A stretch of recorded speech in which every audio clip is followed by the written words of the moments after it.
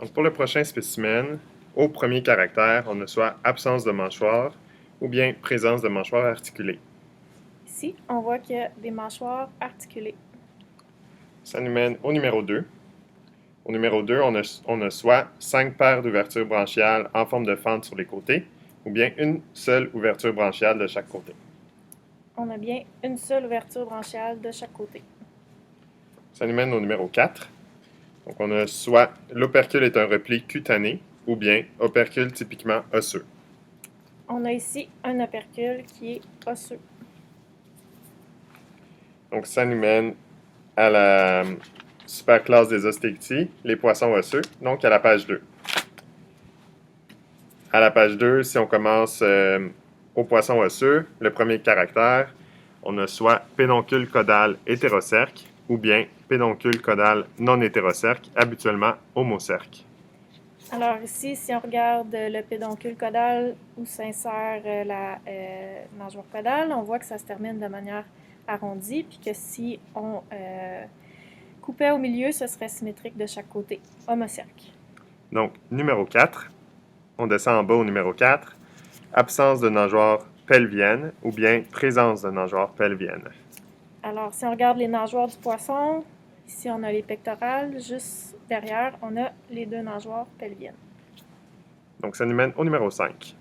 Numéro 5, pelvienne en position thoracique ou jugulaire ou bien pelvienne en position abdominale.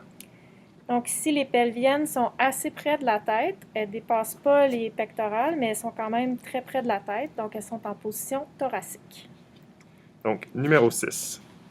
Au numéro 6, on a nageoire pelvienne en position jugulaire ou bien nageoire pelvienne en position thoracique. On a déjà dit que c'était thoracique, donc. Numéro 8.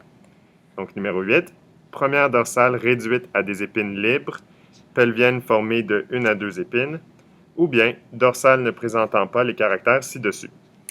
Donc, la première dorsale, elle est épineuse, mais il y a des membranes entre les épines, donc c'est ne présente pas les caractères ci-dessus. Donc, numéro 9.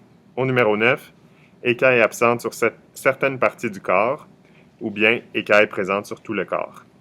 Alors ici, on a des écailles sur tout le corps, même le ventre. C'est surtout sur le ventre que les écailles seraient absentes pour celle qui a l'absence d'écailles. Donc ici, c'est vraiment présence d'écailles partout.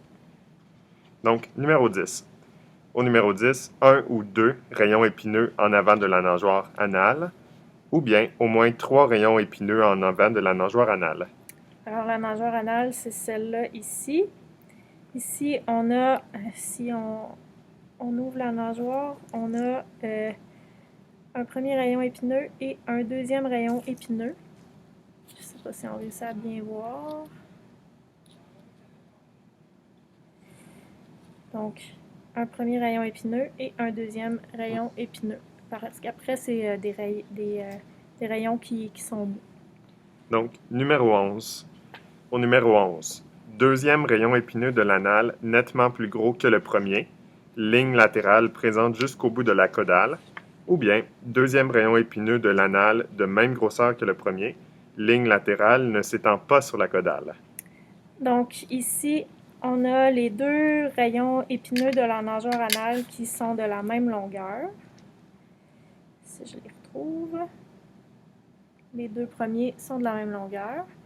Et c'est assez subtil, sauf que si on regarde au bout de la nageoire caudale, je vais refaire le focus.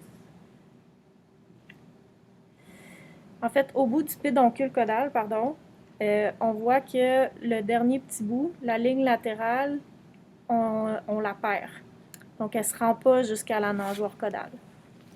Donc, on a un poisson de la famille des percidés.